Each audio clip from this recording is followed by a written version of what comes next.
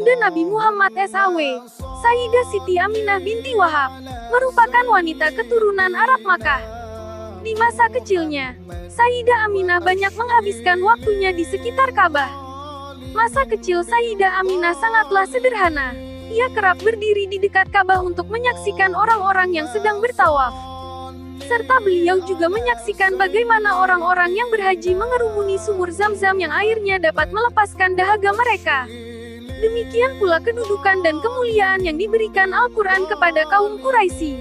Walaupun usia Sayyidah Aminah masih terbilang muda saat itu, beliau pun dapat menyadari ia adalah keturunan dari kaum Quraisy yang mulia.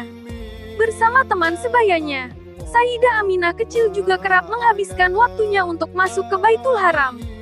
Mereka ke sana untuk melihat makam Ibrahim AS dan sumur Zam-Zam. Beliau pergi bersama teman kecilnya ke sumur Zam-Zam dan meminum airnya. Setelah itu Sayyidah Aminah kembali ke Baitul Haram untuk bertawaf bersama para Thaifin. Kala itu, berhala-berhala masih tegak berdiri di dalam dan di sekitar Ka'bah. Tak sedikit para penyembah berhala yang mengatakan perbuatan nista mereka itu bertujuan mendekatkan diri kepada Allah. Namun, Sayyidah Aminah kecil hanya bisa menyaksikan mereka dengan tatapan keraguan. Siapa sangka kelak, dari rahim wanita inilah lahir seseorang utusan istimewa Allah yang meluruskan ajaran Tauhid. Diceritakan pada suatu ketika Aminah binti Wahb bermimpi didatangi seseorang. Orang tersebut berkata kepadanya bayi yang dikandungnya adalah pemimpin umat ini. Ketika tengah mengandung, ia melihat sinar yang memancar keluar dari perutnya.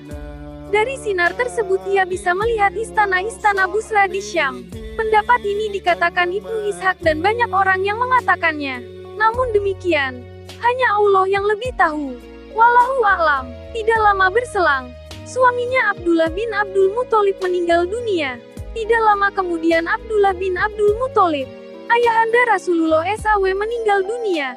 Ketika ibunda Rasulullah SAW sedang mengandung beliau, ujar ahli sejawah Muslim Ibnu Ishaq.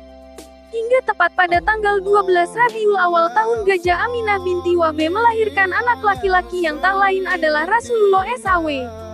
Setelah melahirkan dia mengutus seseorang untuk memberikan kabar kepada Abdul Muthalib.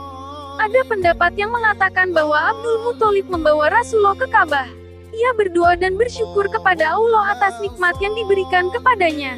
Setelah itu, ia menyerahkan kembali Rasulullah kepada ibunya dan ia mencarikan ibu susu untuk cucunya. Masyarakat Arab zaman dahulu memiliki tradisi untuk menyusukan anaknya ke wanita lain. Begitu pula dengan Rasulullah. Aminah binti Wahb memberikannya kepada Halimah binti Abu Zuhaib atau yang dikenal dengan Halimah As-Sadiyah untuk menyusui putranya.